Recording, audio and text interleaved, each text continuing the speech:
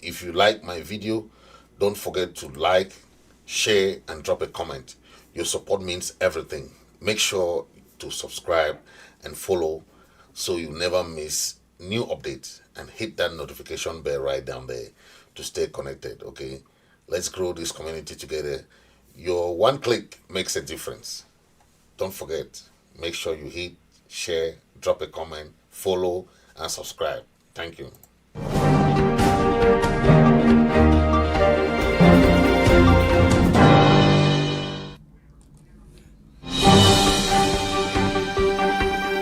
All right, very sorry about that, ladies and gentlemen. Sometimes these technical issues happen, but let me take you right into the monologue for today.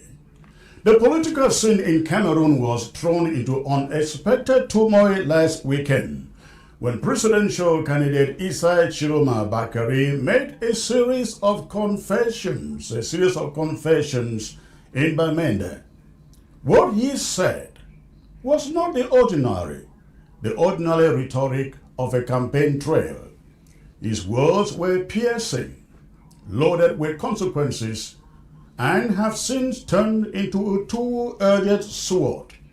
On the one hand, winning him sympathy and applause from Ambazonian Southern Cameroonians, but on the other hand, potentially burying his presidential ambitions. Issa Tchiroma's message in Bamenda was deliberate. It was not the careless remark of a candidate caught off guard.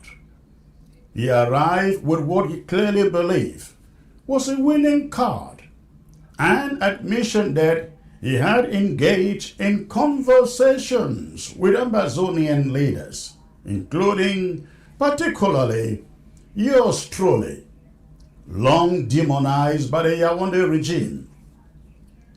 Issa Tchiroma acknowledged the suffering of Southern Cameroonians, Ambazonians.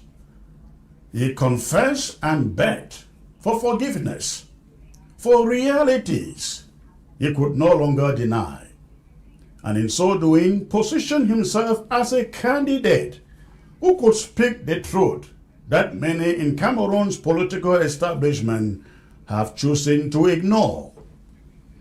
For Southern Cameroonians and Ambazonians, long silence and sideline, Tchiroma's confession was electrifying. Crowds applauded. His rallies gained new energy and new momentum. For once, a candidate in La République du Cameroon's presidential race was willing to put the Southern Cameroon Ambazonian question openly on the table. Yet, the very words that won him applause in Bamenda may have set in motion the end of his candidacy in Yaoundé's presidential election. Signs are already emerging from the capital that the regime is preparing to disqualify Issa Tchiroma before Sunday's vote. The most striking development came with the intervention of Emmanuel Insalai, and yes, the famous Emmanuel Insalai, a government agent with a long record of defending the regime's crimes.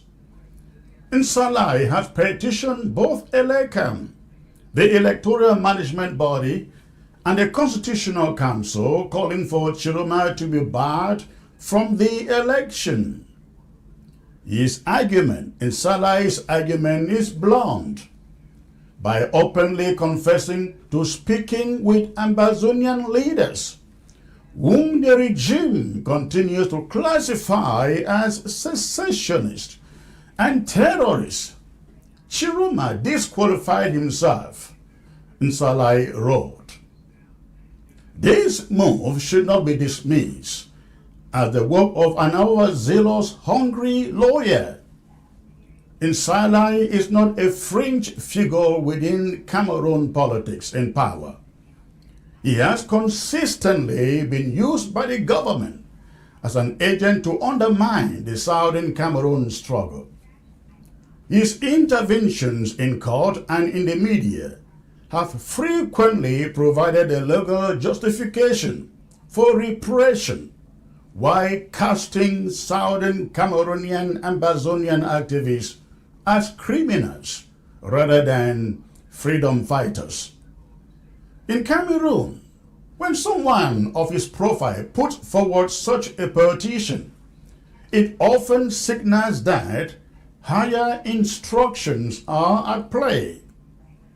It is plausible that Insala is acting under the directives of senior regime figures such as Ferdinand Ngongo, the powerful Secretary General at the presidency, or Paul Atanganji, the Minister of Territorial Administration. Both men are known to design strategies for tightening the regime's grip on politics and silencing dissent. If Emmanuel Nsala's petition reflects their thinking, Tchiroma's campaign may not survive till Sunday. The irony is stark. From the outset of the campaign, Issa Tchiroma was not considered a threat, not at all. He was dismissed, sometimes mocked, and rarely taken seriously as a contender. The regime viewed his candidacy as harmless, one of the many decorative opponents who give the illusion of pluralism in Cameroonian elections. But his crowds and rhetoric shifted that perception overnight. The crowds that welcomed him, the new legitimacy his words conferred, and the symbolism of invoking Ambazonia on the campaign stage have transformed him into a candidate who can no longer be ignored, not in La République du Cameroun, not in Yaoundé. For the Biya's regime, this is dangerous. And when the regime perceives danger, it acts in two predictable ways: disqualification or rigging. In Tchiroma's case, both are now possible. The core of the regime's fear is not just about Tchiroma's vote count. It is about legitimacy. By admitting to conversation with Ambazonian leaders, Tchiroma punctured the narrative Yaoundé has carefully maintained for years, that Ambazonia is nothing, zero, than a criminal conspiracy, devoid of political legitimacy. His confession that he was told to say the things he said then, ladies and gentlemen, implicitly recognized Ambazonian leadership as actors in the conflict. That recognition, however faint, directly undermines years of Cameroon government's propaganda he once led. This explains the urgency behind Emmanuel Nsala's petition. The authorities cannot allow a presidential candidate to remain on the ballot while openly admitting ties to the movement they have branded as terrorists. Doing so would expose the contradictions of their own narrative in treating the controlled facade of Cameroon's political process. There is therefore a strong likelihood that Issa Tchiroma will either be disqualified before Sunday, or that his results will be heavily manipulated to neutralize any impact. In both scenarios, Yaoundé's actions would confirm, ladies and gentlemen, the fears of many observers that Cameroon's presidential elections are less a democratic contest than a carefully staged coronation designed to preserve the status quo. At the same time, the controversy highlights a deeper irony. In seeking to silence Issa Tchiroma, the regime has drawn even greater attention to his words. His Bamenda confessions are now being discussed, not just in opposition circles, but across the country, but also beyond. By moving against him, the government exposes its fear of truth and its unwillingness to tolerate even minimal recognition of Ambazonia in the national discourse. Whether or not Tchiroma survives as a candidate, his case demonstrates one fact with clarity. The Southern Cameroons Ambazonia has forced itself into the very center of Cameroon's presidential politics.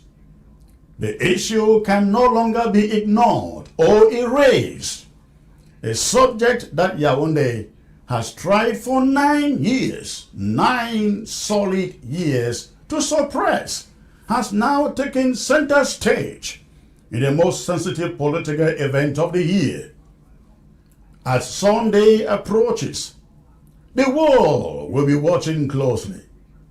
If Tchiroma is removed from the ballot, it will be a stark indication that the regime remains unwilling to confront dissent through democratic means. If he remains but is crushed through fraud, it will reinforce what many have long suspected about Cameroon's electoral machinery. Either way, the controversy surrounding his confessions reveals the fragility of the political order and the enduring power of the Ambazonian question. In the end, Issa Tchiroma's confession has proven to be a two-edged sword. It gave him real love from the oppressed, but it may have armed Yaoundé with the very pretext needed to end his candidacy. And that is my monologue for you today, ladies and gentlemen. I will be right back, and when I come back, I will introduce my guest to you. Please stay put.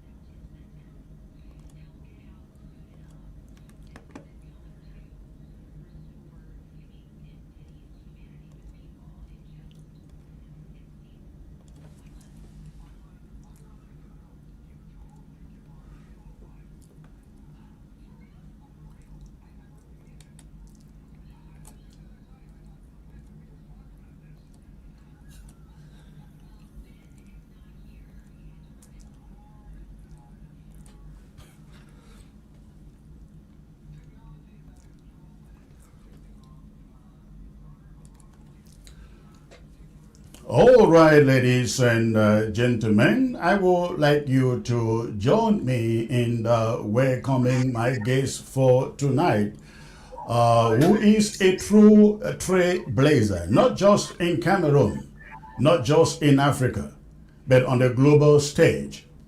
She is none other than Rebecca Enonchong.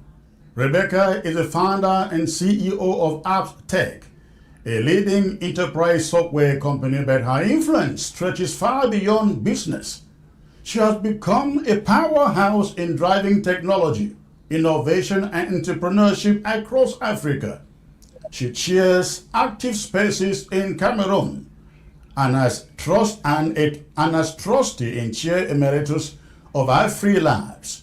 She has been instrumental in supporting more than 1 million entrepreneurs across 53 African countries. She is also co-founder of both the Cameroon Angels Network and the African Business Angels Network.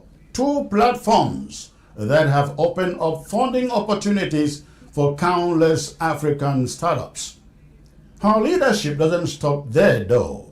Rebecca serves as a global executive board member of the International Chamber of Commerce and as vice chair of the WHO Foundation. She also lends her expertise to several other non-profit and corporate boards. Her impact has been recognized worldwide. She was named Business Insider Africa's Female Leader of the Year in 2022. Consistently ranked by New African and Jeune Afrique among the most influential Africans, and by Forbes Africa as one of the continent's 50 most powerful women. She is also a World Economic Forum Global Leader for Tomorrow. And not the least, to crown it all, in 2022, Rebecca was elected an International Fellow of the United Kingdom's prestigious Royal Academy of Engineering, earning the distinguished FREG, I don't know whether I got that right, she will correct me, FREG title, F-R-E-N-G. Tonight, we are honored to welcome this remarkable lady, visionary and voice for Africa's tech, Rebecca Enochon. Rebecca, it's a pleasure to have you. Please, thank you for joining the show. Thank you so much for having me, Chris. I really appreciate it. Thank you. You are out there in, I believe, somewhere either in Yaoundé or in Douala, and you are absolutely monitoring the political developments going on in Cameroon. And I know that back here in the United States, where you also have a residence, you have been very much concerned with the political situation in the country ever since the conflict between La République du Cameroun and the Southern Cameroons emerged in 2016. Looking at what is going on the ground now in Cameroon with their political election, do you see any hope?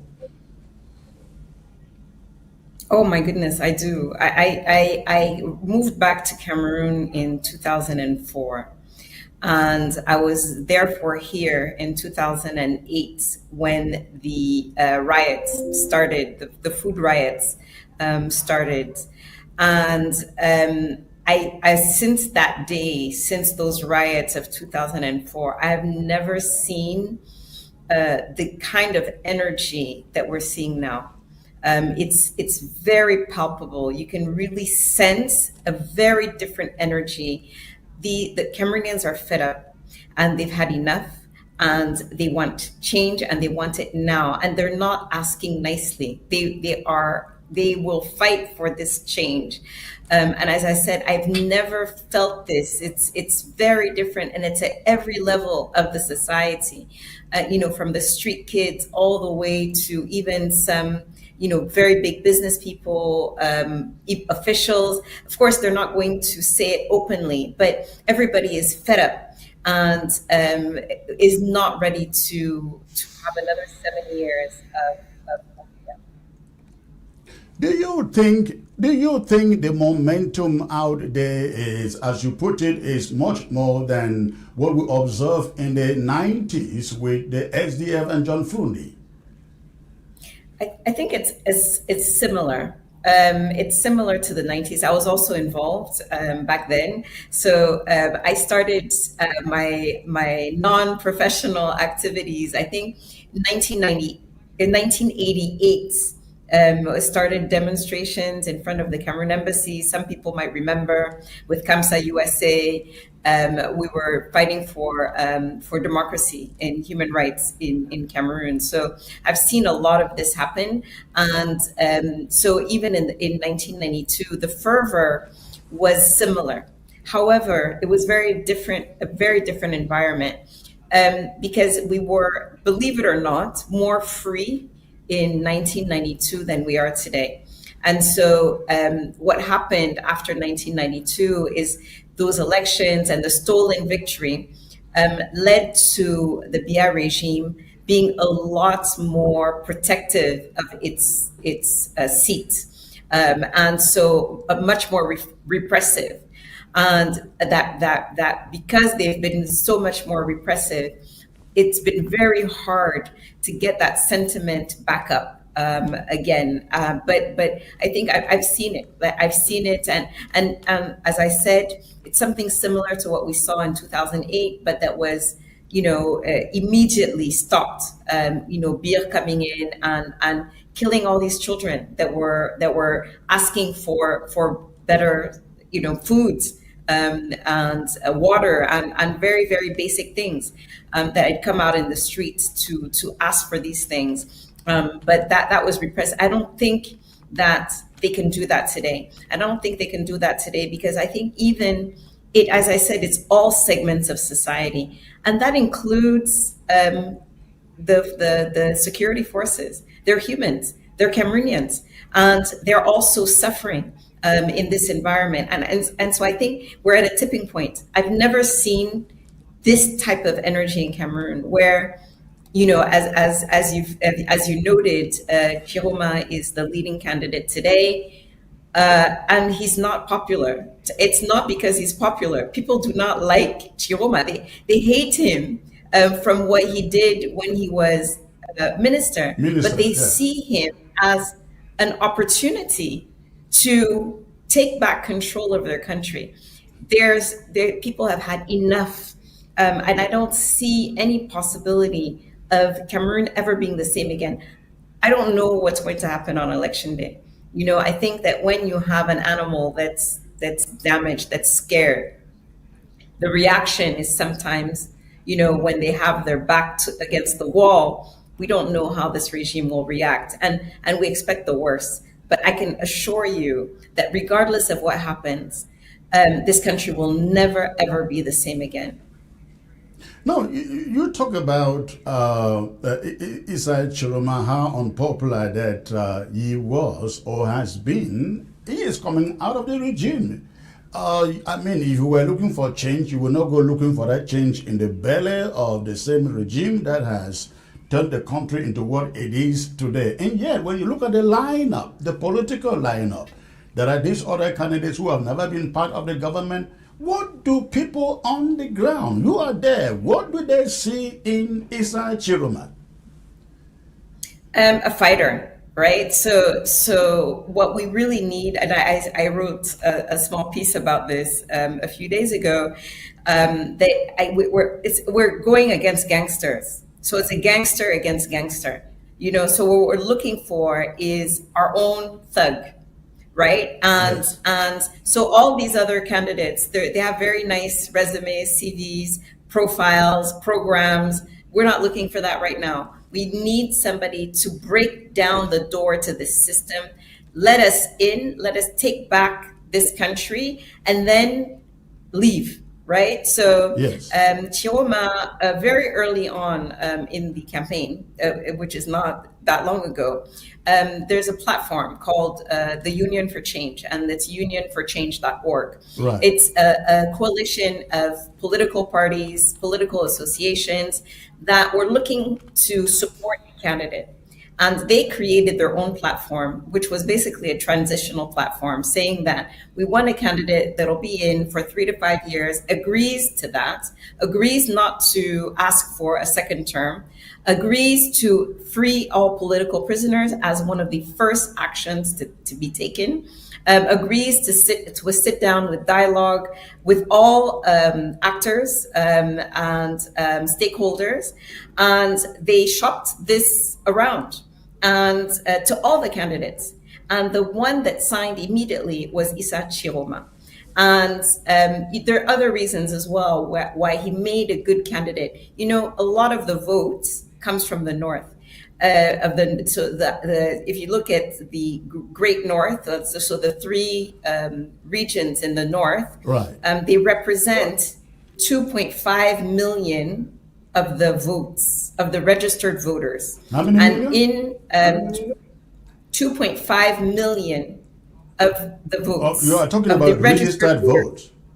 Registered of the voters. Votes, yeah. Of the people that voted in 2018, 2.5 million were in those three regions, right? Okay.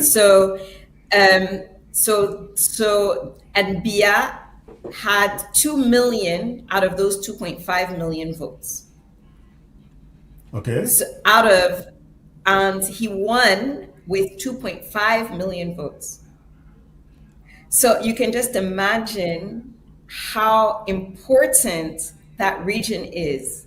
And the fact that two of his allies who brought many of those votes, Bello Buba and Tchiroma, have left that coalition, then that we all need to fight for those votes. That's really, it's the North that will decide the outcome of this election.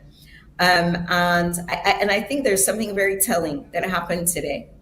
You know, Biya, for his first campaign trip and his first outing since February. I mean, not the first outing, but the first time he spoke to the Cameroonian people since February. Okay. So they took the kids out of school. They took all the children out of school so that they would go welcome the president. As they were marching and going towards the place where they were to wait for the president, they were chanting Issa Tchiroma, Issa Tchiroma, Issa Tchiroma. These are children. And so, and if you go anywhere, if you talk to the motorcycle drivers, you talk to, I mean, anyone in the society, whether in rural areas or in the cities, they're all looking to vote for this man because they believe that it's through him that they can get control of their country back. So the idea is to bring the control back to the population. And they believe that they can achieve that goal through Issa Tchiroma. So it's not so much that he has a special program, or it's just that he agreed to be a transitional candidate. He agreed that he was coming on a mission and not to implement, all of these lofty policies. And I think that they're like, okay, this guy, he knows all their tricks.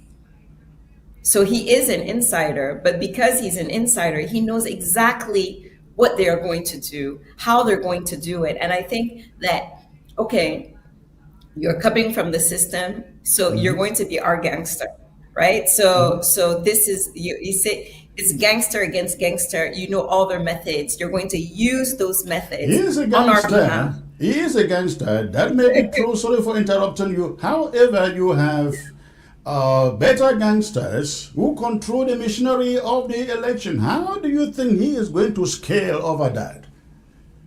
I don't think you understand the magnitude of what's happening here. But I've never seen it. You remember we saw the those population. You remember we saw population those has same never- crowds with Frundi, with Camto. Oh,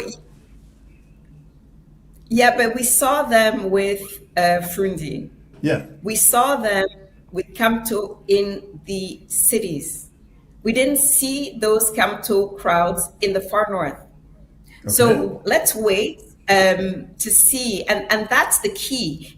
Is the West, the Littoral, some center has always been opposition stronghold, right? That's where we've gotten that. But that is not Tchiroma's base. But Tchiroma is getting most of the support from the opposition regions, as well as from his base in the north. And so that is an additional amount of votes that we would not have had in a normal election, here in Cameroon. Interesting.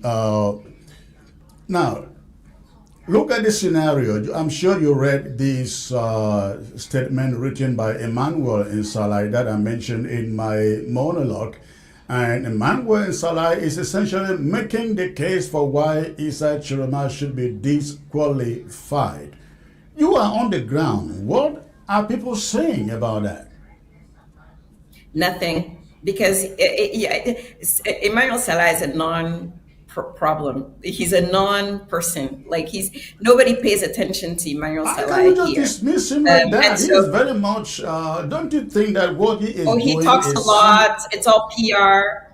It's all PR, really. It's just again to destabilize. They want to paint Chioma as a terrorist, as like as if he's financed terrorism. And they had Paul Tassong out, unfortunately, saying, basically a whole thing about he didn't call him when his house was burnt and things like that. Listen, nobody, we don't care. Do you understand? You could Yeah. tell Cameroonians today that Chiroma killed somebody's grandmother. I don't think they would care. At this point, we don't care.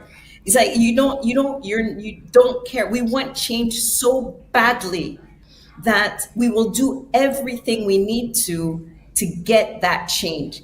And if that includes fighting for Chiroma, if they try, and I don't know that the regime would be so stupid as to do that. It will create it would be like this that we don't want violence.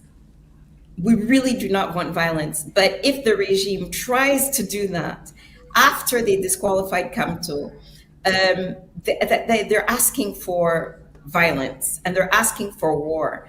And I think that there are some people in this government that are intelligent enough to know that this is not, the Atanganjis and the hardcore Yeah. in the government have not served this government properly. They've made the Cameroonians despise this government even more. And we will not be intimidated by Atanganji or Emmanuel Salai or any of their threats, because this is our election. It is not about Chiroma. This is the so problem. you remove Chiroma. Yeah. This is the problem. We have seen this with Chairman John Frondi in the 90s when everybody knew he won the election. It was rigged and taken away from him, rigged a second time, taken away from him, and they said, why are you not fighting for this thing? Frondi said, I don't want war, I don't want blood. Kamto won the election again. They said, why are you not fighting for this thing? Cameroonians in Europe were going amok and destroying things. I mean, going on a rampage in Europe, asking Kamto to fight. Kamto refused to fight. Now you have Chiroma. It is obvious Now we have a fighter. this election will be rigged. And after it is rigged, a lot of people will go to Chiroma and say, you know what? We would like you to be president of the Senate, president of the National Assembly. What if Chiroma comes out and say, like Frondi, like Kamto, I don't want war, I don't want blood in the country? Don't you see this coming up? No, not in this election. I can assure you that it's not about. See, so Kamto is right. I mean, Chiroma is riding on public sentiment. I don't know if you remember this, but if you look at the beginning of the Anglophone crisis, which we don't like to call it that, but if you remember Agborbala, and then when in January 2017, when the government wanted them to sign some memo, if you remember, it wasn't really about the movement. Was never about its leaders. So the leaders were there for the people. And they were there to act on behalf of the people. They weren't acting on their own behalf. And that's the role that Chiroma has right now, is that we have mandated him with a mission. He has a responsibility that he needs to carry out. So it's not about Kamto. It's about the people. And because the people have selected him, even though we haven't selected him in an election, the support for him is overwhelming. I don't know if you saw that CRTV on their WhatsApp channel ran a poll last night that started yesterday. And by today, Chiroma was so far ahead. Biya was number 5. He was so far ahead that they deleted the poll. The support. You mean CRTV was able to run a poll that didn't show Paul Biya winning? I know, right? And that's the thing about technology. That's the thing about technology. You can't cheat in WhatsApp, right? So Yes. when they saw the results, they just deleted it because they realized that they could not control it. And he had 10 times, literally 10 times the amount of votes that Biya had. And he was and I just don't know. There's no question that he is currently the opposition leader, and that he has overwhelming public support because he's there to do something for us, not because. So you eliminate I will him, wait on who when is you say he is there to do something for us. I will yeah. wait until I see Oh what no, he he's does. we want him to do one thing and one thing only, and that's remove these people. You want him to do After one that, thing. Let me ask you this question. What one do thing. you, behind him, pushing him, what do you want him to do for Ambazonia, the conflict? I think the first thing is to release the prisoners. There's no reason why our brothers are currently in prison. There is no reason. That's the number one thing. And that has Okay? to be done on day one. The second thing is we need to sit down and talk because we are brothers and sisters. And we need to sit down and figure out what do we want in the future. I don't want to speak for that. I live in Douala. I don't live on a ground zero, right? And we Yeah. need the people that actually live and have to live through this to decide. It can't be us. Chris, you're in the U.S. I'm in Douala. But we need to help facilitate that dialogue and help guide the dialogue so that we can arrive at a solution that works, and that takes into account what the people on the ground really want. And I don't want to speak for them. I can't. But we need to put in place the mechanism so that their voice can be heard. And then we implement those decisions. And I think that he has committed to that. He signed, like there's a contract signed where he has committed to doing this. Oh, that's He's very committed interesting. to. I wish I can lay Oh hands yeah, on the he contract. signed. Oh, I'll send it to you. That would be I'll send awesome. it to you. That would be awesome. Oh no, no, Now no. he He is talk. signed the. Go Oh ahead. Go ahead. yeah, he signed. Finish your point. Yeah. He signed. It was a condition for the Union for Change that carried his candidacy as an opposition, as their candidate, coalition candidate. That was a condition, is for him to sign the contract. And then when they made the announcement, he made an entire speech and committed to respecting that contract. Now, will he respect it? Maybe he won't try, but we will make him respect it because How will you once make we him when he take it, takes over? He has the army, he has the police, he has the gendarme, he has. How will you get him to do do you that? know what happens? Do you know what happens when a people understand their power? Do you know what happens if, for the first time in the history of Cameroon, the elected leader, the new leader, is chosen by the people? We've never chosen a new leader in Cameroon. We've never. My concern with any French uh, uh, African leaders is that the moment they take over power, their ears are to the French and not to the people. And you are talking about a memorandum of understanding. I can tell you one thing. Having spoken to several diplomats, especially European diplomats, that Tchiroma is not their candidate at all. Okay. And I think that there's a reason for that. And so I think we overestimate Europe, right? I think that we overestimate and underestimate the real ally of this regime, which is Israel, right? So if you noticed, Cameroon never votes against Israel in the United Nations. They have supported. They provide security for the president. They are the ones that are training and in charge of Biya. And so I think that we overestimate the influence of France and Europe, and underestimate the influence of Israel. So, and I think that's where the work. I think the diplomatic work needs to also happen, because we're not going to have them support a electoral coup, right? So Yeah. if the results at the polls are strong enough, then and overwhelming enough, then it will be really, really hard. And so I think that what opposition parties are trying to do right now is getting as many people to the polls as possible. The last time the absentee the level of non-voters, registered voters that did not go to the polls was higher than Paul Biya's victory. And so today I had several people out from work only because they want to go stand in line to get their electoral cards. And the Elecam is overwhelmed. We've never seen anything like this. And I can assure you that if they try something, it's not going to go down easy. Things will never be the same. This is really a tipping point and a turning point in the history of La République. Now tell me, because Cameroon, where they do the rigging is at the collation of the results. How is it going to be done?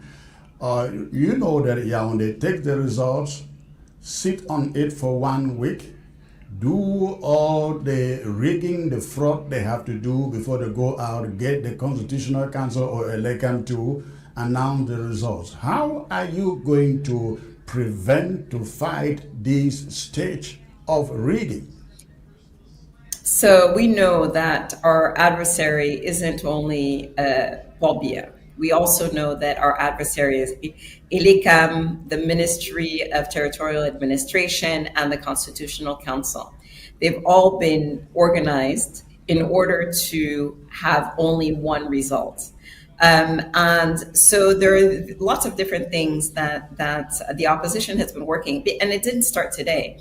As soon as 2018 happened, they started to get organized. And so they registered a lot of voters and did a lot of voter education.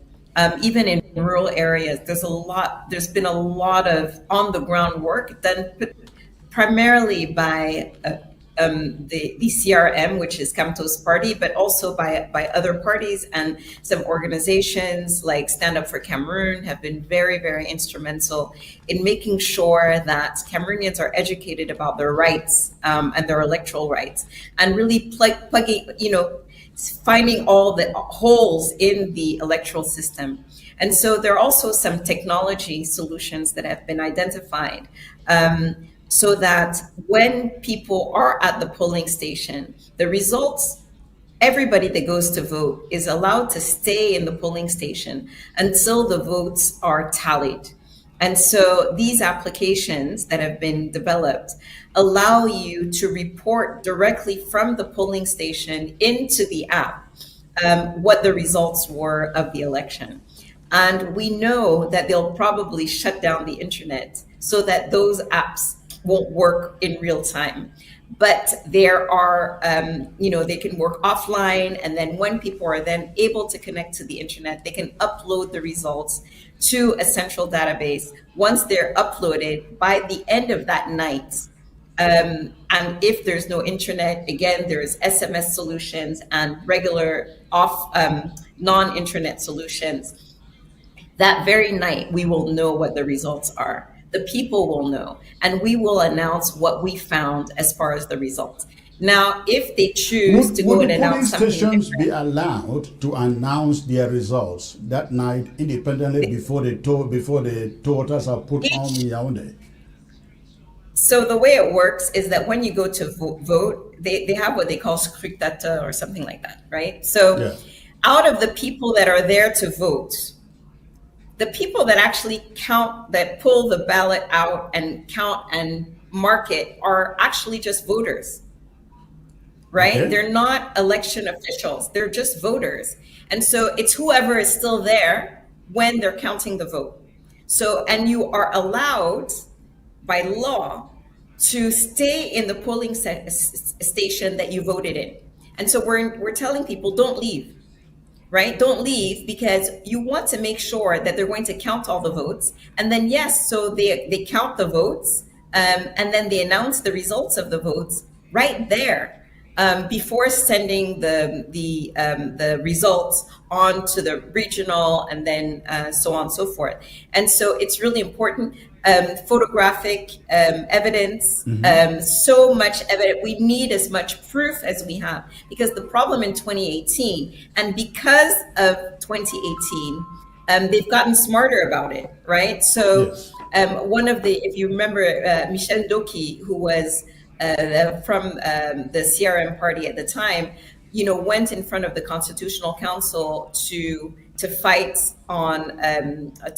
the results, and she actually is behind one of these applications, and so she knows exactly what they need in order to bring to the courts. You need the evidence, and the last time they weren't smart enough to have kept proof, and so it was very difficult to fight that. But with that evidence, I think that it's much harder for them to lie. And we know that they will try, but if we have the evidence, it will be much harder for them to lie. And we will have much larger numbers, much larger turnout than we did in 2018. And so those are all mechanisms to try to make sure that each vote is protected. What do you do with the problem of ghost voting stations? Because I have seen a list emerging from Libialum, that is my own county, of voter stations where those stations do not exist. They name places where elections are taking place, where those places do not exist. I have seen that list. And I think many other places are like that.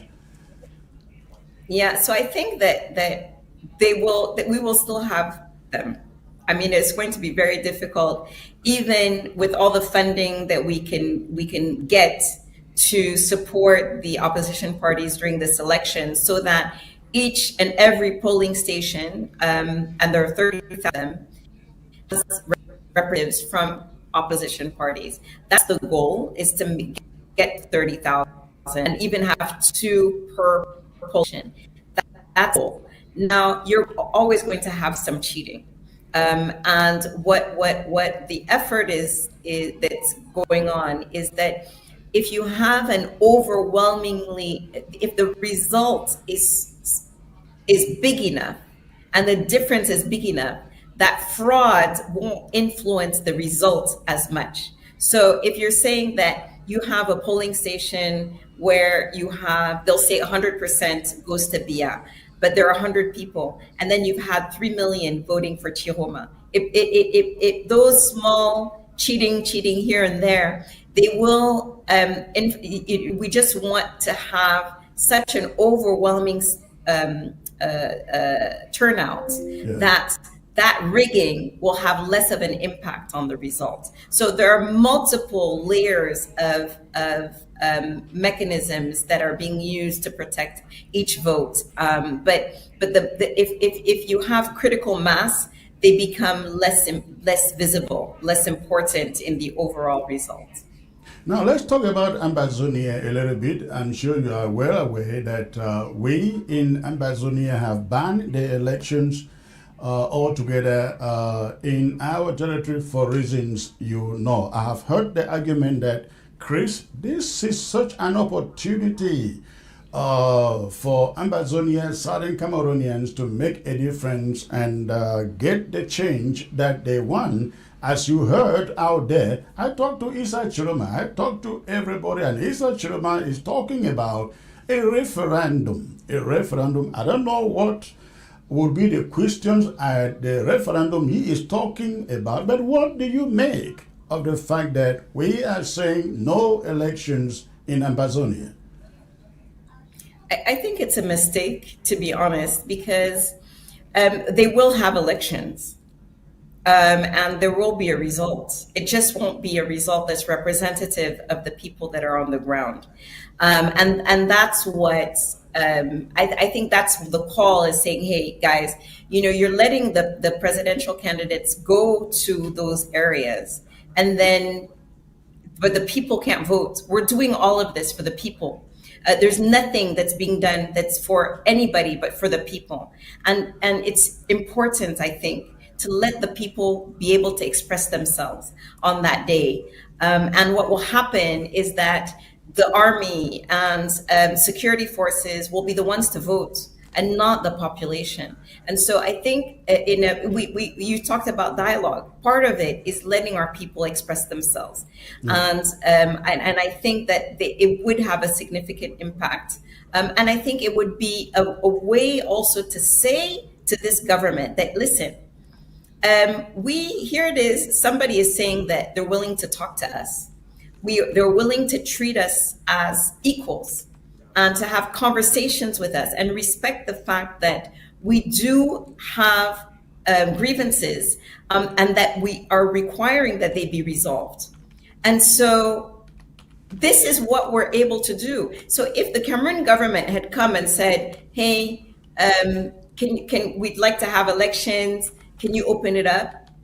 Without coming and apologizing, without coming and promising reforms and promising this referendum and promising so I think what I'm trying to say is that it will be a demonstration to the Cameroon government that, hey, we have always been open for dialogue. You're the ones that have shut down the dialogue. Now we have an opportunity to have that. And in order to give that opportunity a chance, we were going to allow our people to vote in your election. And we want them to have the freedom to do that and feel confident that there won't be any issues on the ground. And I think that it would send such a powerful message to saying that we are capable of discussing and negotiating and having dialogue.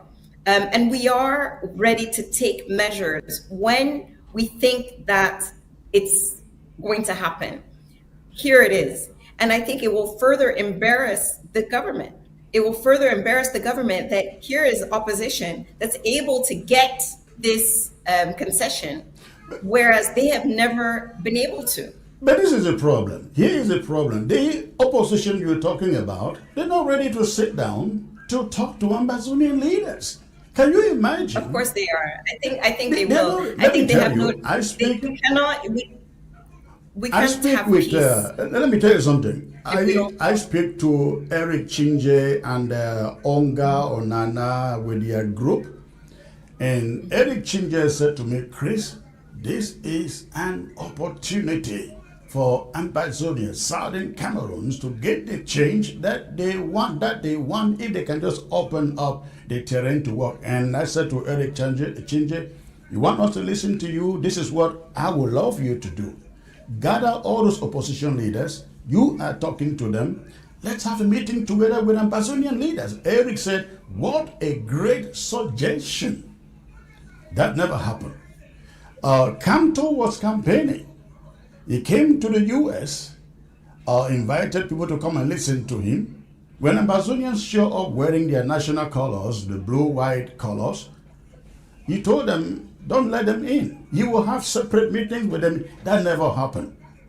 Currently, as they go on with the elections, we have said, let's sit down and talk. Let's listen to what you have to offer after your election. Without that, we cannot open the territory to you because we don't trust you, considering the history of the political leaders in this country. And if they are out there talking about referendum to placate Ambazonians, I don't think that is going to work. And you consider that for 64 years, Southern Cameroonians have been voting in that country, and there has been no change. Why do you think at this moment they should believe that Tchiroma or Libri or Osil or Bello will bring that change? Why do you think they should think so? I remember when Gbagbo moved back from when he was released, and he went back to Cote d'Ivoire. And I remember one moment where there was a picture of him and Ouattara, and they were holding hands, and I was like, oh, these politicians, you can't even trust them. And a few days later, the prisoners that had been arrested, that were on Gbagbo's side, were released. And I said, okay, this is why he did that.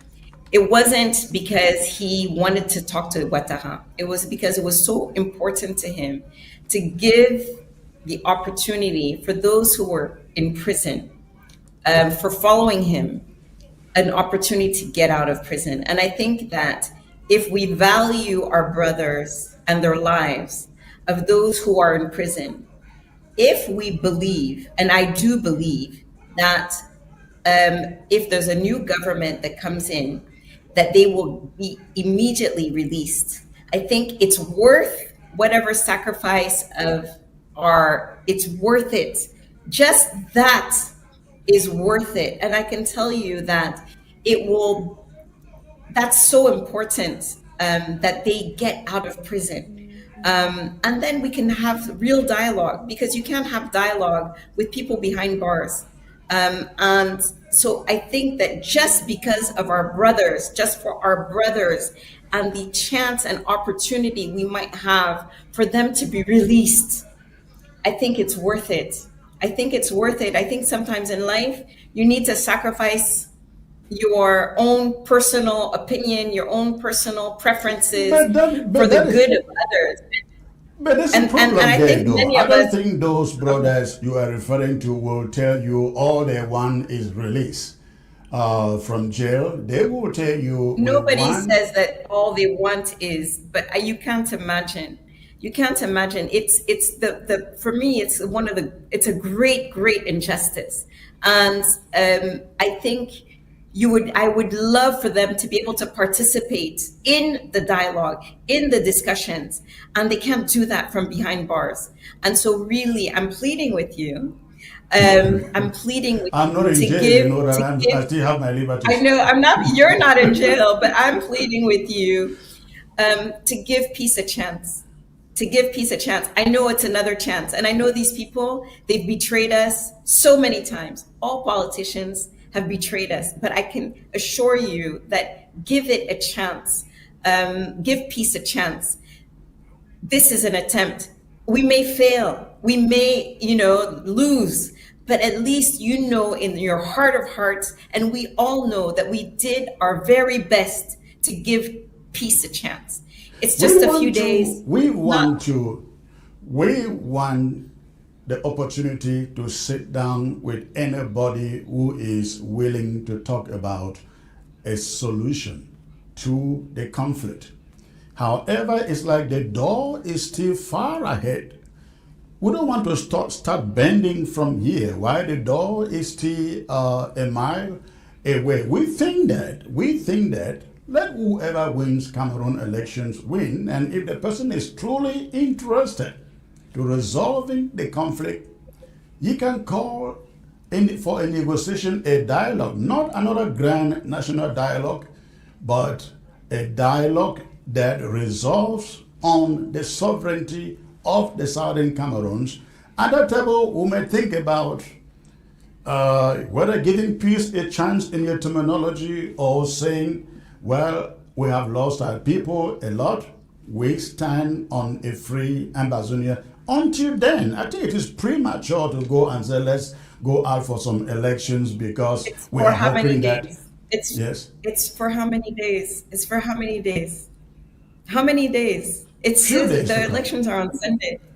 Just a few days. Just give that a chance. I'm begging you to give it a chance. It's not too late. It's never too late. There's never a deadline for peace. Rebecca, this we is can not do about this, peace. And we can do this now. Rebecca, this is not about if peace. You want another 7 Rebecca, this is not about years peace. It is about making things right. It is about justice. You agree, I have no doubt about that. As a Southern Cameroonian, as an Ambazonian, and you may not like that appellation, but that's who you are. You might not know this. You might not know this. But first of all, my father was the first president of the Cameroon Anglophone movement. So I grew up with this. Yeah, And yeah. yes, Yeah.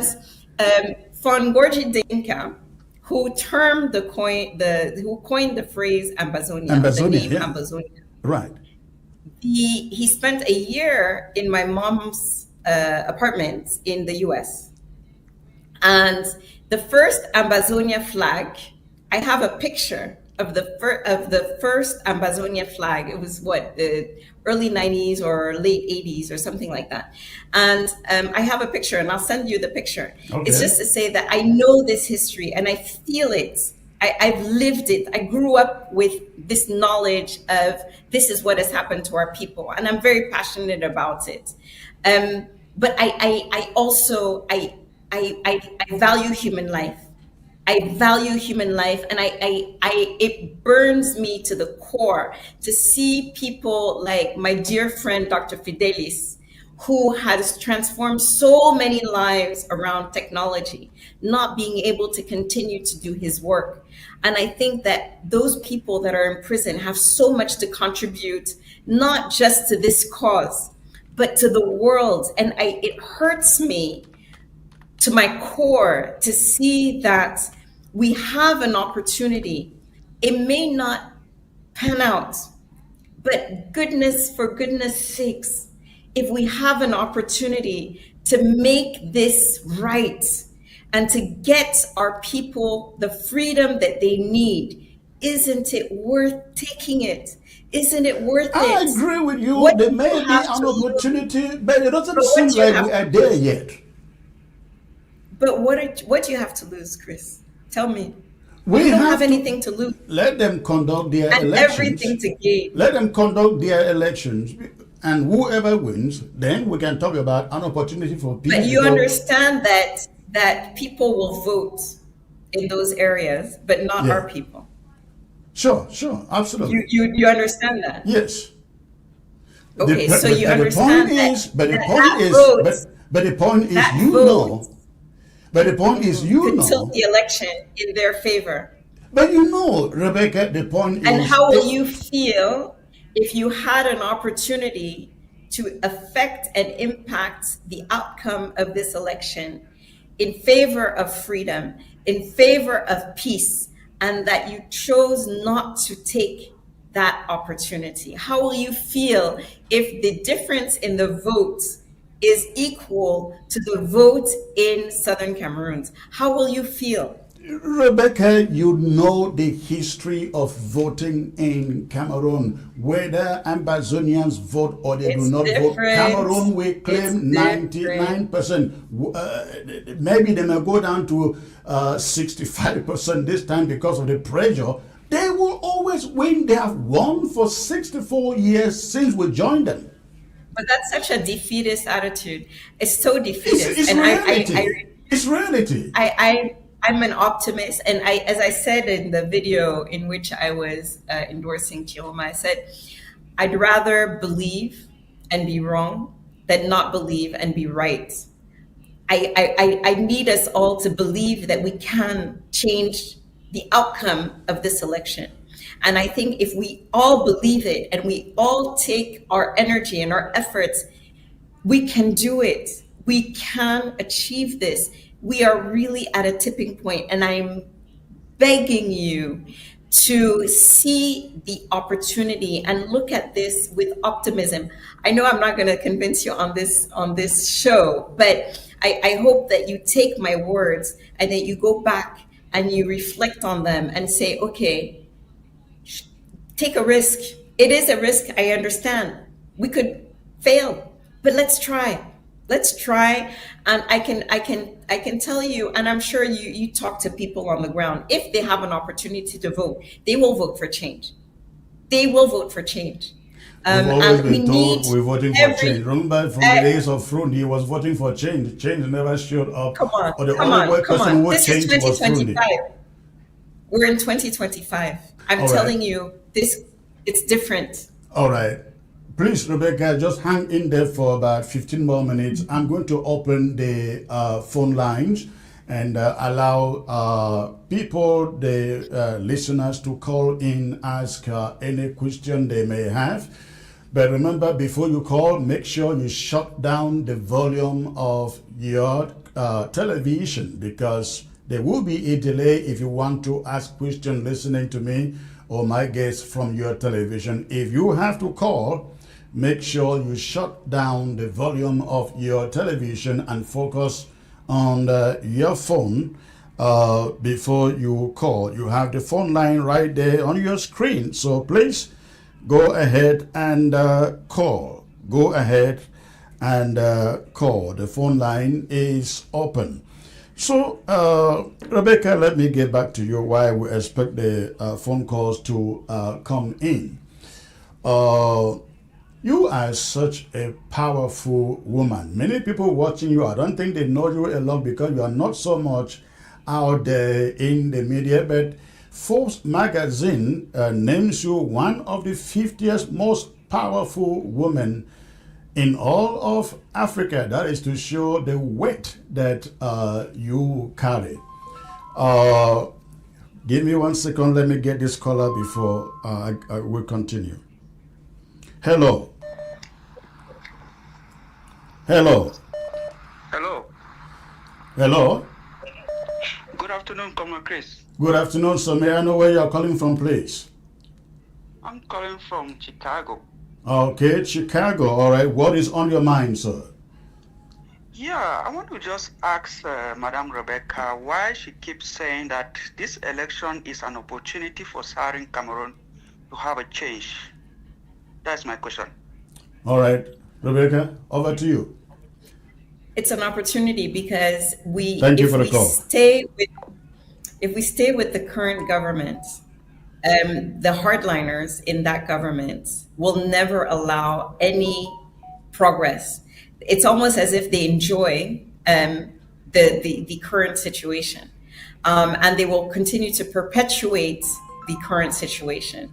And so, as I said, we don't know for sure that this will help, but I think that there's a good chance that it will help. At least we'll get our prisoners out, and we can start that dialogue. And I think, Chris, you said earlier that Tchiroma, you and he have discussions, and you may not agree. And what I've found is in this election, having spoken, we had a big debate. They call it debate, but it was individuals, and we had these exchanges last Sunday night.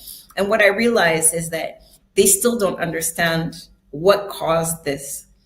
I heard one of the candidates say very proudly that her children were Anglophones. So I think they're still confusing speaking English with the crisis. And so, what I've also understood over the years, because I was born in Yaoundé, I grew up in Douala, but I grew up surrounded by people whose first love was Southern Cameroons and had fought for the rights of our people. And because of that, I know the history. I know what happened. I know this is not the case of many Francophones. And so I think what we think they know, they don't know. And so that opportunity for dialogue. I don't get a point. They don't know what we know. They don't see our suffering. They don't see our internally displaced. They don't see our refugees. They don't see our towns, our villages burned down. But you know that they had villages burned down. In the 60s, they had villages burnt down. So the same methods that are being used against Southern Cameroonians today are the same methods that in colonial times or in the war for independence, where 700,000 Cameroonians were killed fighting for independence. They're using the same methods, the same burning down villages. And so many Francophones feel that, well, they have issues too. Like there's poverty in their area. They don't understand the political history of Southern Cameroons. And because of that, they make a lot of assumptions. And I think one of the things this government has done, and they're so proud of all their efforts, is to translate the French system into English and think that that's what we wanted. Okay, so we've solved the problem. So now ENAM, which is the school for magistrates, now there's a common law section. Like, but where in anywhere do we have a school for magistrates except for France? Like, where does it happen? And so it's this, and Why I say can't that our I'm just giving graduates from Biya become magistrates? Write a bar exam and become magistrates, right? I'm just giving that as an example of the complete lack of understanding between the political history. And so we need to bridge that. I try on Twitter, especially in the earlier days, and I even do it in French because I understand. I thought that they understood English, but they don't. And so I take my time and I do it in French so that they can be educated on. Many people don't even know there was a Northern Cameroons. That's not North Cameroon. So they don't know. I was arguing with a 7-year-old man about Biya being the capital of Cameroon. I mean, it's unbelievable the lack of political education that they have. And so I don't want to blame them.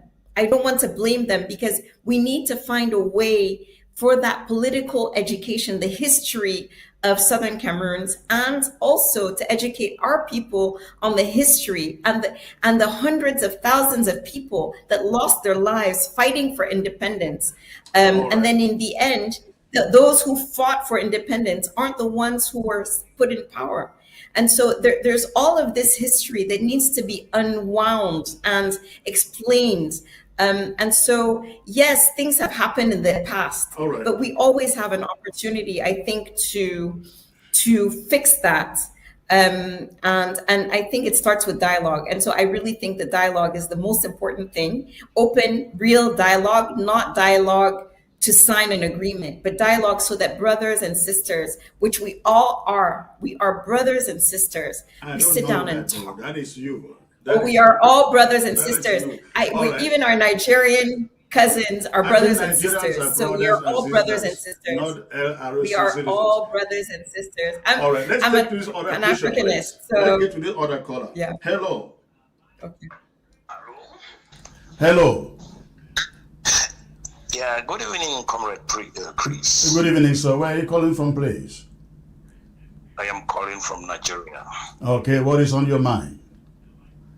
Yes, I wish to ask our sister Rebecca Enongchang, is she aware that the French system is a very brutal system and it's always very difficult to interact with them?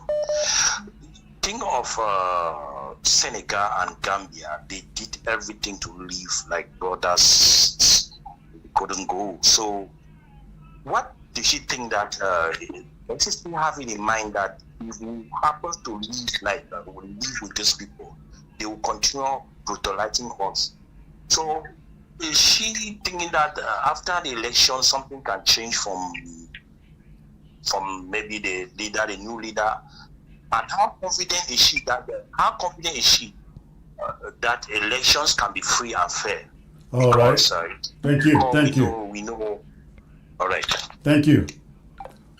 50 seconds. We've got a lot of calls, so you can take as many before you leave, please. So, okay, very quickly. First, I'll start with the end. Elections will not be free and fair, but we're trying to get critical mass so that the unfairness and the fraud, the electoral fraud will be minimal, like compared to the overwhelming number of people. I have no idea what a new leader will bring other than the ability to release our prisoners and start open dialogue with our people. And as I said earlier, I don't know what our people want. And I don't want to be in a position where I'm speaking for people. I don't live in Ground Zero. I live in Douala. So I want our people to have an opportunity to speak for themselves. I'm not their spokesperson. And I don't want to say what they want and what we will be able to achieve. But I think that it's really important to talk. And I think that this is an opportunity to start repairing and fixing. All right. All right, let's get to the next caller here. Hello. Hello, Comrade Chris. Yes, sir. Where are you calling from? I'm calling from France. Good evening. From France. Okay. Yeah, this is Comrade Eno. I would like to speak to Ma Rebecca You are in live, our sir. Go local on. language. What? 50 seconds. Yeah, that's in Pidgin English. All right. Yeah, Ma Rebecca, I'll be very happy to say you take the courage to can stand to see Comrade Chris on that talk. Comrade Chris being one of the best way be open. It receive any person we get idea for say for humanity make it peace. Person like Ma Rebecca, you be for humanity, for peace. But the truth is not that. The truth may be that way you talk. You just want peace. But we, the peace we did now, we turn and none of Ambazonian fighters or Ambazonian leaders. Maybe we declare war for ourselves. Now some person can't stand declare war for ourselves. Why be say when they can't talk for talk now say now we the cause the problem. The person who caused that problem never come back and talk say we'll be sorry. I don't do this. Issa Tchiroma, he go hug his own because he knows he be a politician. Which post he first get of La Republic, a communication minister, and a communication minister a person for propaganda, and a politician where you know everything, have manipulate the people, their ideas, for come down, for hear the talk. After he go for Bamenda, he talk to people and say, Make your point, make your point, make your point. Okay, my point is that Chris Tchiroma is a politician. Tchiroma is a politician. Ma Rebecca, you talk now about peace. Why you never talk say, okay, we Ambazonian, we call a referendum because we fully talk say, would they threaten people there, would they do this for people there? Maybe we'll build a referendum. It's not the election will happen for the for La Republic, maybe for we. So if people they talk say now we do hold the election, it's not like that. All right, thank you, thank you, thank you, thank you, thank you. Let me just reframe the question a little bit. I think he makes a legitimate point there. We are talking about, you are talking about peace, peace, peace, peace. You know that this war was declared on us. We did not ask for war. November 17, I remember, Biya returning from Côte d'Ivoire, AU meeting, right there at the airport in Yaoundé, he declared war on the Southern Cameroons.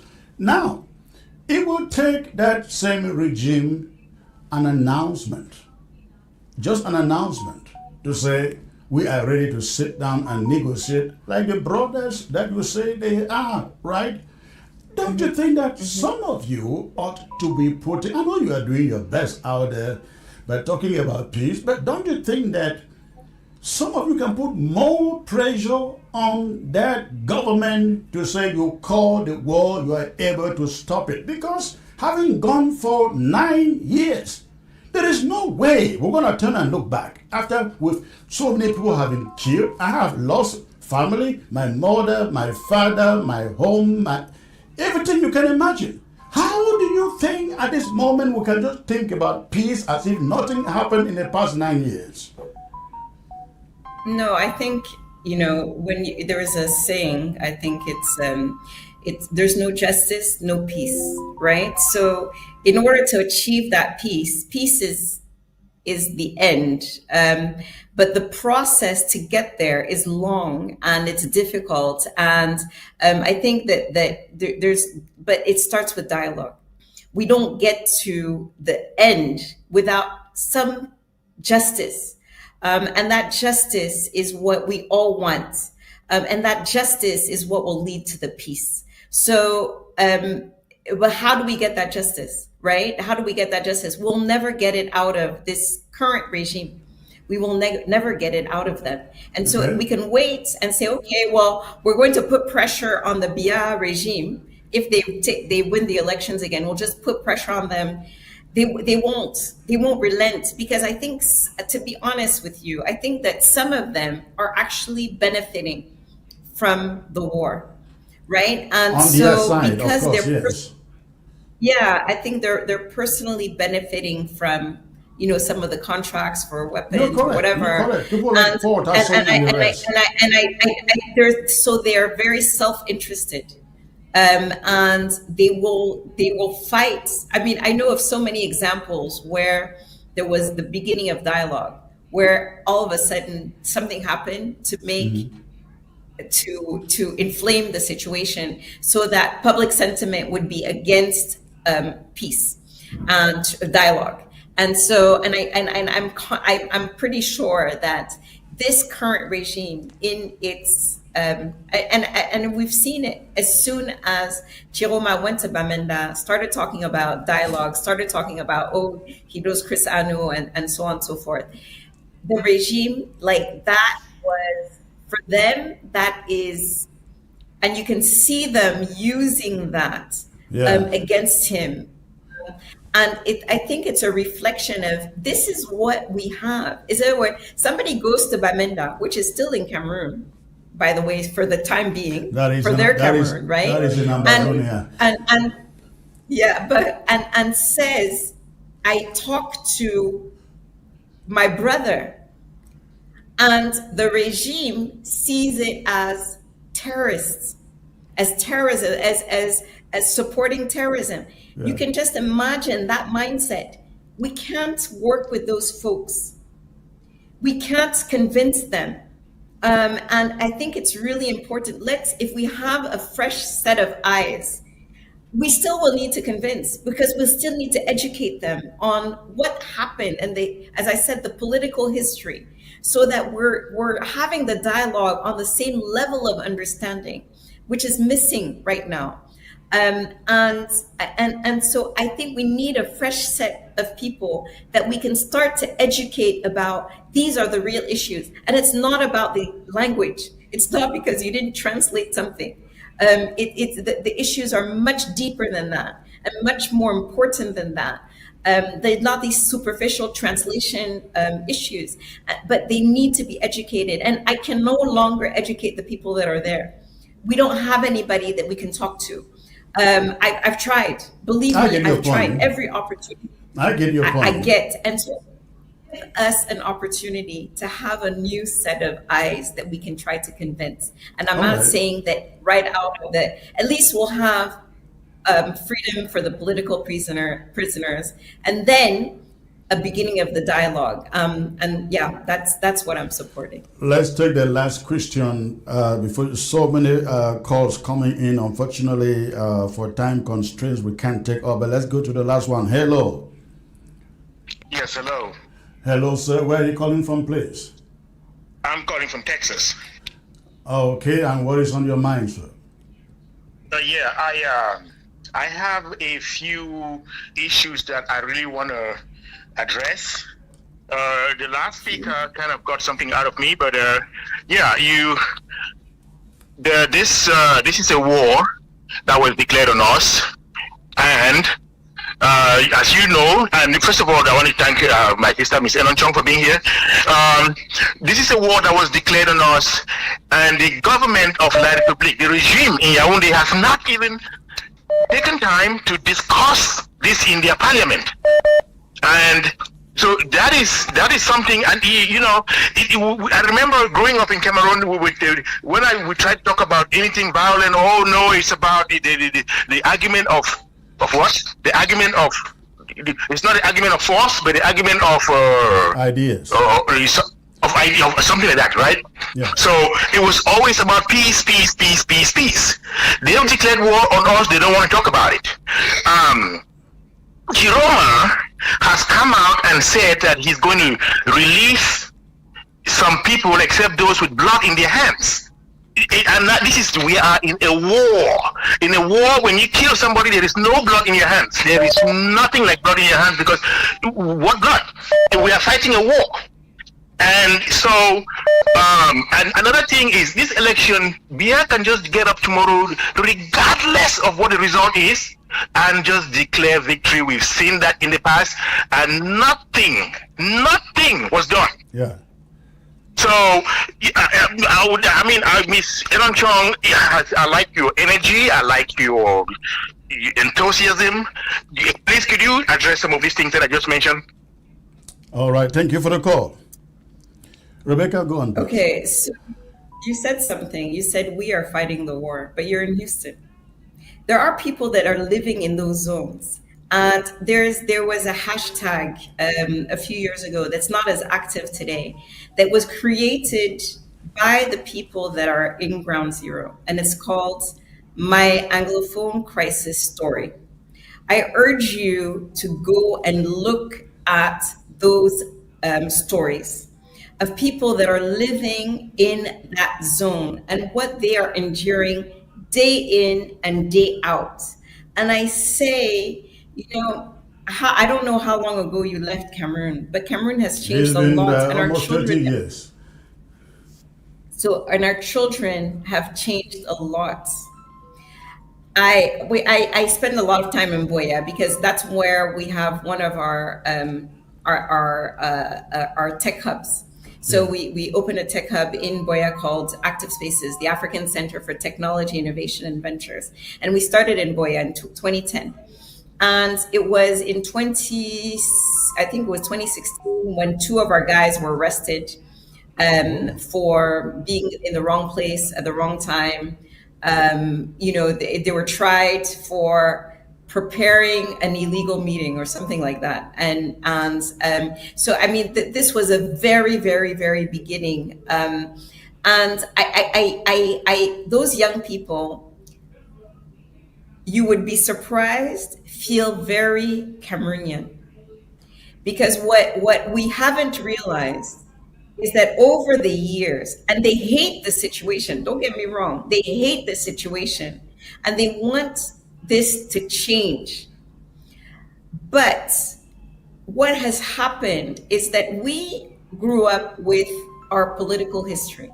We grew up knowing the history of Southern Cameroons. These kids, they have no idea what the history is. They hear these grown-ups talking about something that's very abstract to them. All they know is that they can go to school and get shot on their way to school. And I think that those of us that have the opportunity to live outside of Ground Zero, the number of refugees that are in Douala and Yaoundé and Bafoussam and that are suffering, and I'm not blaming that there's one responsible party, and that's the Cameroon government. But we have to be able to say, if we want our kids to survive, we need to give them an opportunity to do so. It's very easy to be sitting in Houston and saying, we're going to continue the war until somebody shows up in La République that's going to agree to our terms. It's not going to happen. And so we need to push that forward and give the people in Ground Zero, those people that are living and enduring this war, an opportunity to express themselves. But Nobody we are talks doing to them. so. The people on Ground Zero are telling us. I wish you were receiving the messages that I do. Even as you listen to the phone calls and the questions being posed to you, you can tell Ground Zero is resolved. Yes, there is suffering, there is pain, but they say to us, we cannot turn back, because if we turn back, it will be worse than what we've seen in the last 64 years. But let me ask you a question related to that. Let me ask you a question related. You can add that to this.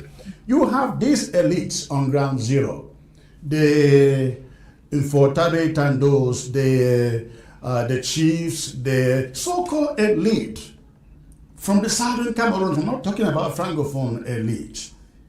Don't you think that some of these messages should be directed to them? But they don't live in Ground Zero. Fighting hard to regain their freedom. They don't. You're talking about people that live in Yaoundé. Yeah, they don't live there. They don't have any, and that's why I'm saying. To Yaoundé. But to be honest, are you counting on them after all these years? Do you think they're going to change? I'm saying that people like you who are in a position to pressure them and say you cannot have. I'm not in a position to pressure this government. This is the same government, you remember, that arrested me a few years ago. Okay. I'm not in a position to pressure them. Yes. That's why I want them kicked out. I want this government to go. I need it to go. And I just think that sometimes when we're not in an environment, and I encourage you, it's on Twitter, it's called End My Anglophone Crisis Story.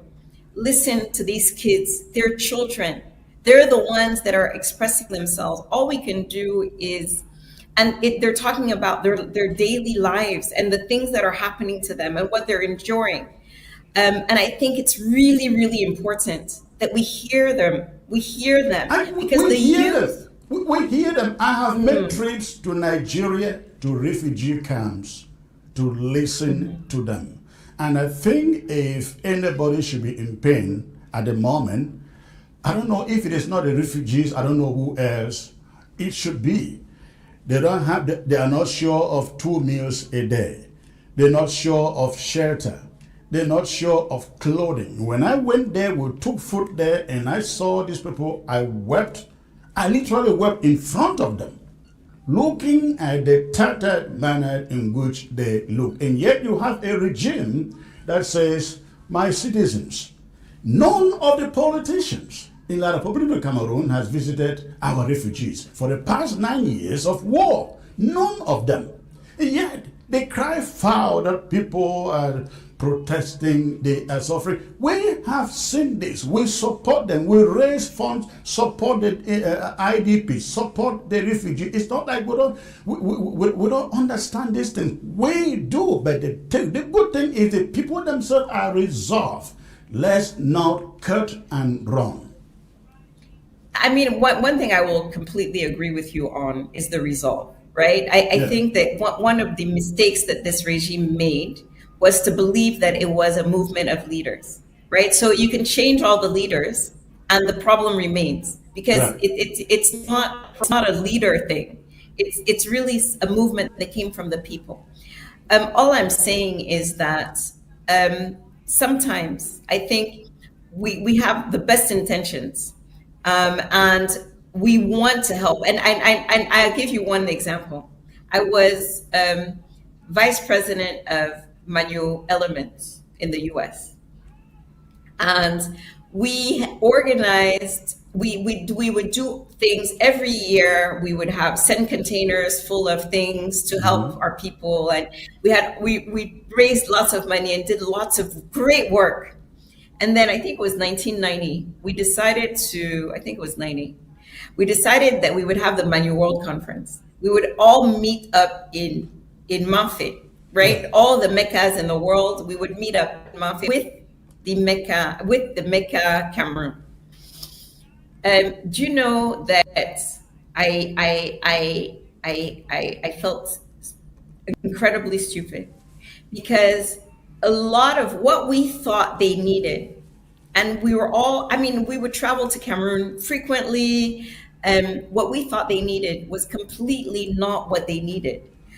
So it was good intentions, but the result was that what they wanted was, for instance, it was just some of them had just been appointed mayor, and they didn't know what they were supposed to do.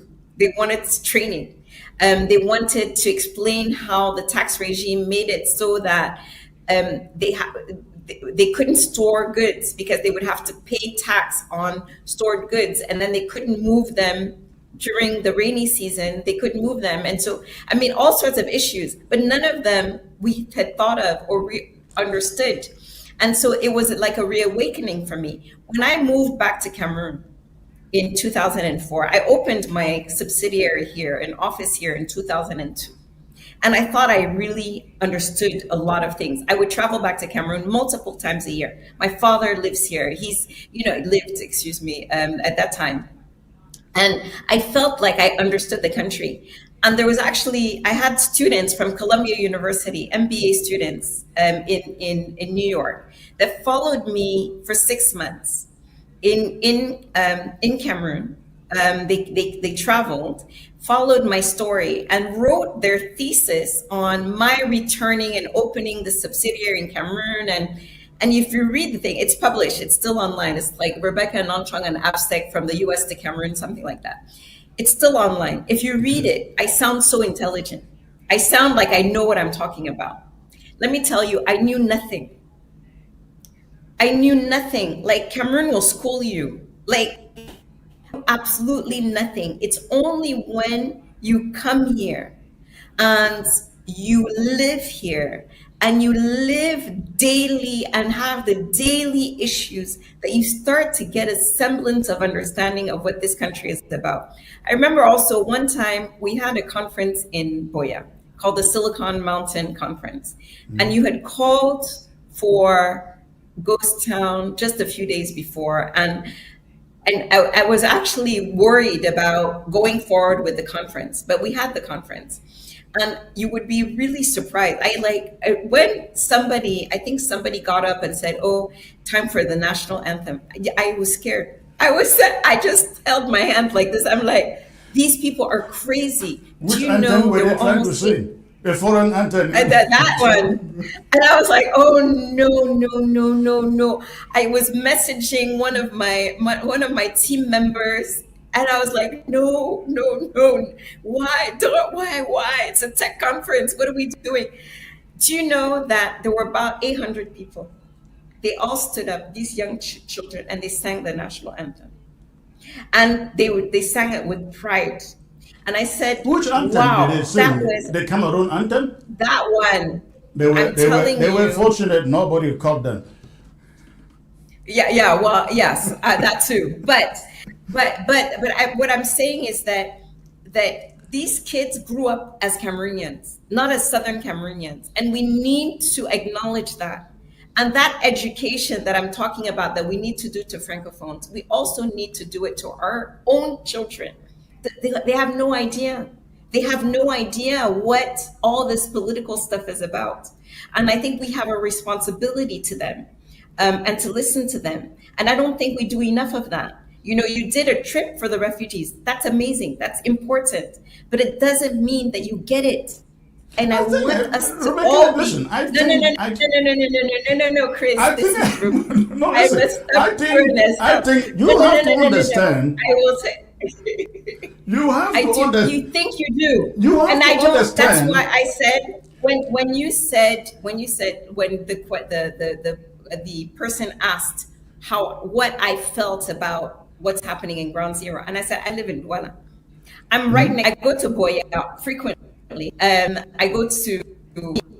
I will not. I'm humble enough, even though I'm not. I don't sound very humble right now, but I'm humble enough to know that I want those people that are on the ground, that are living there currently, to make the decisions they need to make for themselves. Do you think somebody is out making decisions for them? I think that sometimes you think you know better what they want. No, not really. No, I'm not saying you, Chris. I'm not saying you, Chris. I'm saying the movement. I'm saying it's not personal. I just want us to be more to recognize the importance of talking to these young people. I just finished my company. We take interns every year. We just had about 20 interns that finished on Friday. This past Friday, there are 3 months of internship on software engineering. All but 2 were Anglophone, right? They're English speaking from Southern Cameroons. And they'd come and traveled from mostly from Biya, but also from other parts. What accounts for that? The very minimal number of Southern Cameroonians being part of being in the internship. Oh, I mean, there were all but 2. Yeah. So out of what 20, accounts for that?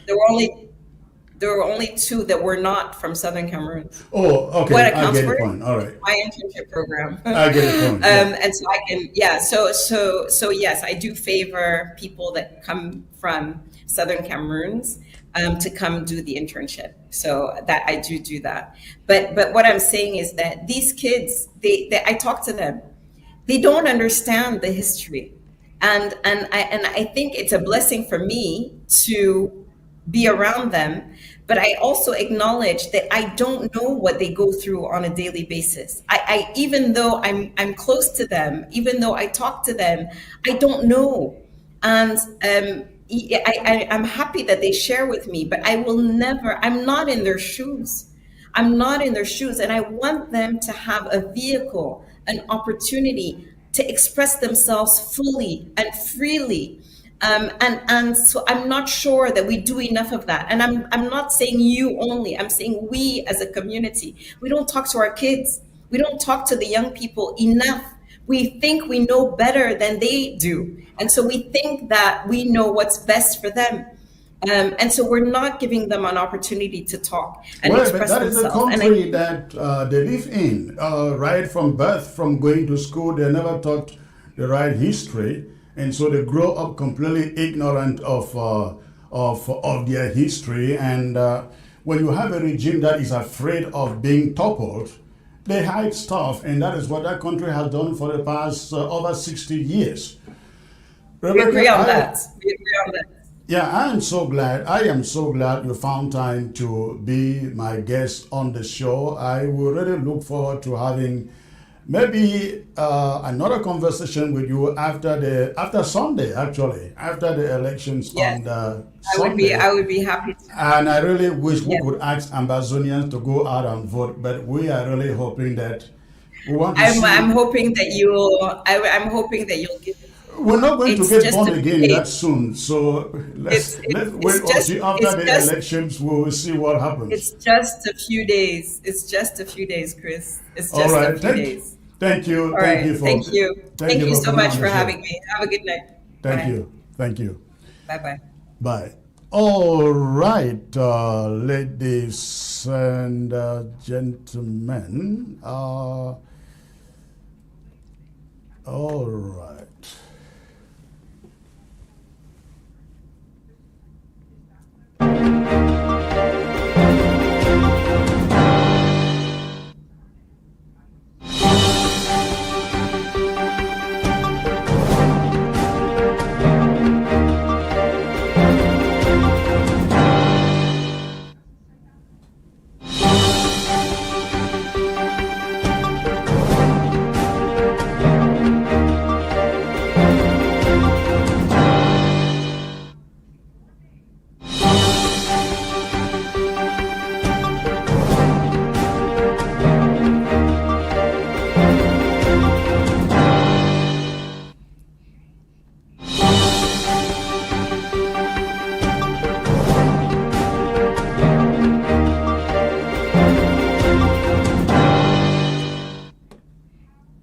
ABS can help you reach your target audience like never before.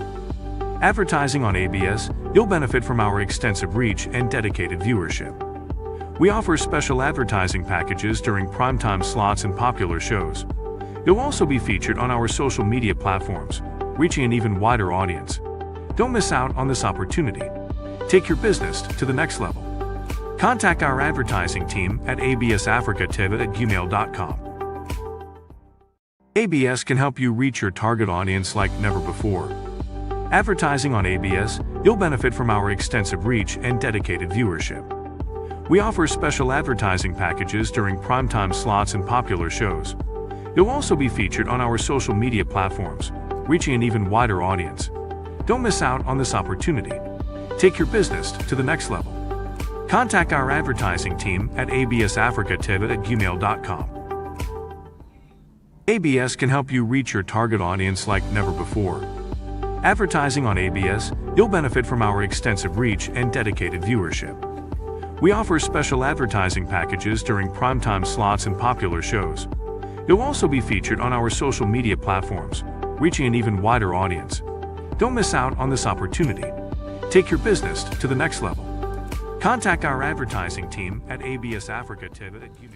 All right, ladies and gentlemen, that was it with my guest tonight, Rebecca Enonchon, joining me from Douala in La République du Cameroon. The phone lines are once more open, and I will spend 10 more minutes and I call it a night. So you can go ahead and call, but remember Rebecca is gone.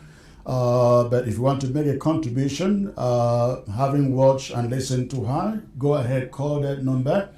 And before you call, make sure you shut down the volume of your television set. Shut down the volume of your TV set before you call. Again, the phone line is there on your screen. All right. I see so many people tried calling, but unfortunately, we couldn't take all of the calls. But you have an opportunity now to go ahead and call, please. All right. Go ahead and call. Let me read this message from one of the viewers who says, Madam Rebecca should put on the Ambazonian shoes and think of the villages destroyed, men, women, and children killed by the regime with no remorse, our people locked up in their dungeons, IDPs and refugees in neighboring countries, etc. The Ambazonians are waiting for the regime to organize a referendum for the people to choose their destiny. Any other thing than this is uncalled for in Ambazonia. Okay, that is somebody writing from ground zero. From ground zero. All right. Go ahead, please, and call. Go ahead and call. The phone number is there on your screen. The phone number is there on your screen. Go ahead and call. While I wait for your phone calls, ladies and gentlemen, I like to make this very special appeal to you. ABS survives on satellite on generous contributions from people like you who are tuned in, watching and listening to me today. I want to appeal to you. We never want to be shut out of the satellite. We are making an appeal for 100 people who love what we do here at ABS. No matter where you are, if you can access PayPal, Zelle, or Cash App, to please register, send us a message on the number you have on your screen to be included in the 100 ABS 100 Club who agree to give ABS $25 every month for 1 year to get ABS to stay on satellite. Please, if you are one of those, I strongly appeal to you, send me a message on the number on your screen. Let me get to the phone line now. Hello. Hello. Hello. Hello, Secretary Chris. Good evening, sir. May I know where you are calling from, please? Yes, I'm calling from Ground Zero in La Republique. All right. What is on your mind, sir?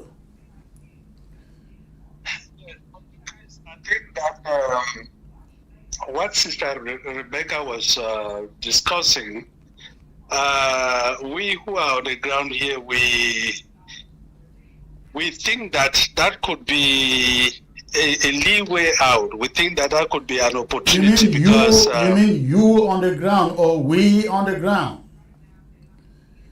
Well, if I say if you want to say that is your opinion, I get it. But if you want to join everybody to say that is what all of you agree, I think I disagree with you. Not everybody. Okay. I just say it might be a few of us. All right, we good. have discussed something like that. I would say, okay, my opinion is that probably we could have looked into this situation in such a way that we look at the trend of events, the trend of how these campaigns are going, and then we try to encourage to say, okay, we get somebody other than the person who is usually there. Let the people get somebody new who can come in with something new that even just to relieve the pains of the people. Listen, I hear you, I hear you, and I hear this argument from many people, but the fact is there is no guarantee. No guarantee. We are dealing with politicians who have a pedigree for lying to the people and doing something else. I think if they are if we sit by the waves, if we sit outside and say, go ahead, conduct your elections. If you are serious, come and meet us, let's talk. That is the best way to do it. We don't want to capitulate to them before even the election. We are not even sure they are going to win. Thank you for the call. Okay, thank you. All right. Okay. Hello. Hello. All right, the phone line is open. Go ahead and call. The phone line is open, please.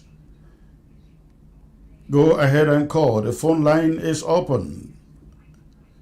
So, ladies and gentlemen, this argument that we should just give it a chance because it's an opportunity, have we forgotten who these people are? How can we just so soon forget that these are people you can't trust what they say? If they are serious in resolving the conflict, let them win the election and come and call us and let's talk. All right, let me get to this caller here. Hello. Hello, good evening, sir. Good evening, sir. Where are you calling from? I'm calling from Abakwa. Okay, and what is on your mind, sir? 1 minute. Please, sir, there are some remarks that I wish to make to Madam Rebecca. I wish to tell her that we on Ground Zero were resolved to remain as long as this war is going to go on. So we are not going back to La Republic again because we have suffered enough. I hope she has seen what happened on the 1st of October, how our boys are very prepared to proceed the war for as long as it's going to go on. All right. Then I'm asking her concerning the election. When she says that the election this year will be different from what is used to take place, what are the mechanisms that they, the opposition, as she's saying, are going to guarantee their vote after the voting to maintain that their vote count? What are the mechanisms that are put in place? Because the regime in place is a dictatorial regime. They know how to manipulate the election. What are they going to do after the election so that their election counts? You make a very valid point there. Can you imagine us saying Ambazonians should go and vote and then we open the territory and then their candidate loses the elections? It would be that we have surrendered already, isn't it? No, we can never. It would be we have joined them back. Because we participated in the elections. I don't know why some Ambazonians can't see this. We must remain principled, demanding what we demanded from day number one. Whoever wins their election can invite us to sit down and talk. There is nothing wrong with that. We don't care who wins in that country. We are tell her that we are gone. We are not going back to La Republic again because we have suffered enough. All right, thank you. Thank you. Hello. Hello. Hello. Yeah. Good evening, Comrade Chris. Good evening, sir. Where are you calling from? From Ground Zero. Okay, and what is on your mind? First of all, I want to share my condolence with you, the loss of your mother. Thank you. And secondly,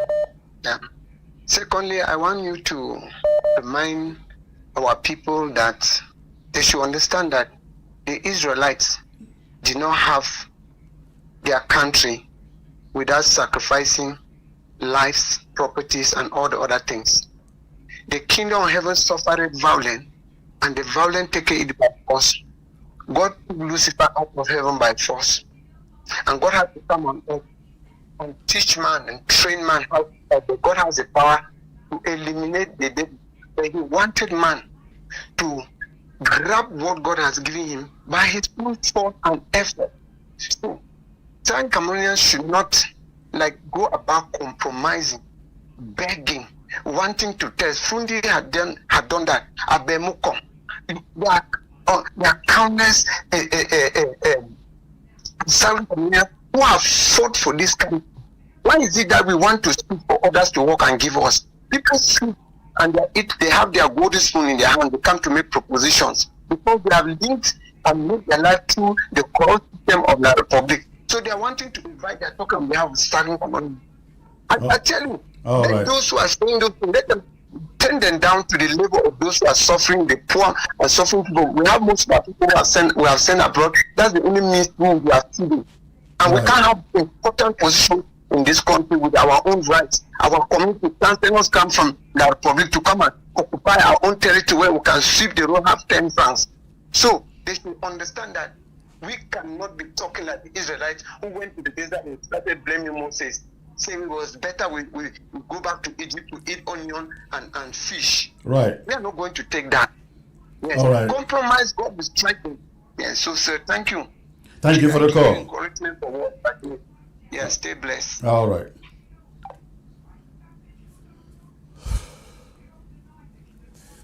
All right, ladies and gentlemen, I think with that I will call it a night. But before I go once more, I really make a strong appeal to you. If you like what we're doing here at ABS, please join ABS 100 Club with a promise of only $25 a month to support ABS. And if you want to join that club, the number is there on your screen. Send me a text message on it so you can be.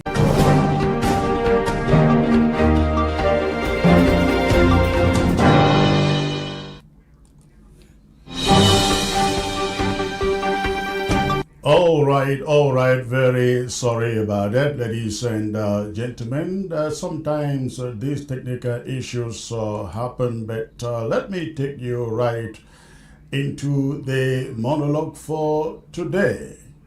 The political scene in Cameroon was thrown into unexpected turmoil last weekend when presidential candidate Issa Tchiroma made a series of confessions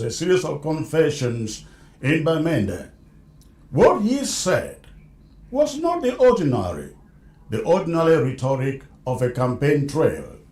His words were piercing. As you watch Fritz Misodi. Thank you.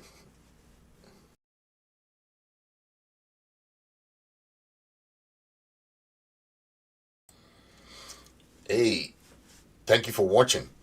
If you enjoyed this video, please take a moment to like, share, and comment. If you really, it really helps for you to spread the message, spread the word, and don't forget to hit that subscribe button down there and follow button. So never you miss out on any fresh content that I share. Hit that notification bell so that you get all the update and be part of this amazing community. Your support makes all the difference. Thank you for watching. Stay tuned for more wonderful content as you know.